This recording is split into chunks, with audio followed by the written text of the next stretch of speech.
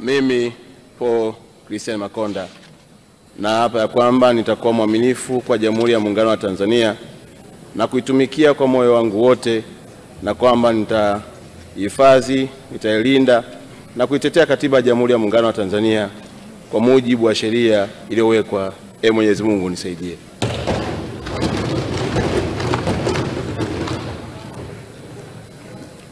Mimi Paul Christian Makonda kwa heshima kubwa ninaahidi mbele ya bunge tukufu kuwa nitakuwa mtiifu na mwaminifu kwa nchi yangu ya Tanzania, na kwamba nitaahidi kuilinda, kuitumikia na kuitetea Jamhuri ya Muungano wa Tanzania kwa nguvu zangu zote na moyo wangu wote.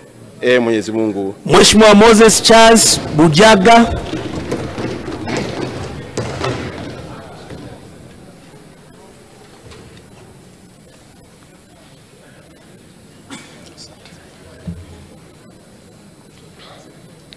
Mimi Moses Charles Bujaga naapa kwamba nitakuwa mwaminifu kwa Jamhuri ya Muungano wa Tanzania na kuitumikia kwa moyo wangu wote, na kwamba nitahifadhi, nitailinda na kuitetea Katiba ya Jamhuri ya Muungano wa Tanzania kwa mujibu wa sheria iliyowekwa.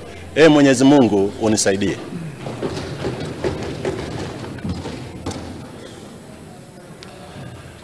Tamko la ahadi ya uzalendo. Mimi Moses Charles Bujaga kwa heshima kubwa ninaahidi mbele ya bunge tukufu kuwa nitakuwa mtiifu na mwaminifu kwa nchi yangu Tanzania, na kwamba ninaahidi kuilinda, kuitumikia na kuitetea Jamhuri ya Muungano wa Tanzania kwa nguvu zangu zote na moyo wangu wote. Mwenyezi Mungu nisaidie. Mheshimiwa Moses Ludovico Kaegele.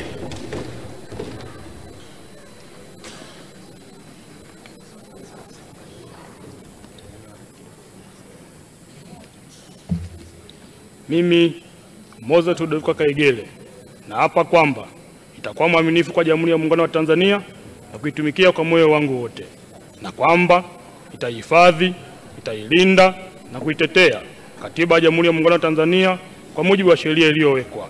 Mwenyezi Mungu nisaidie.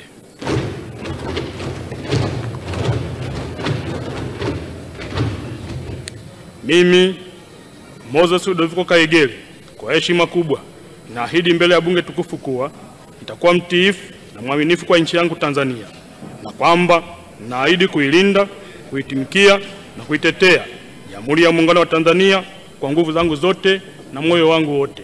Mwenyezi Mungu nisaidie. Mheshimiwa Moshi Selemani Kakoso.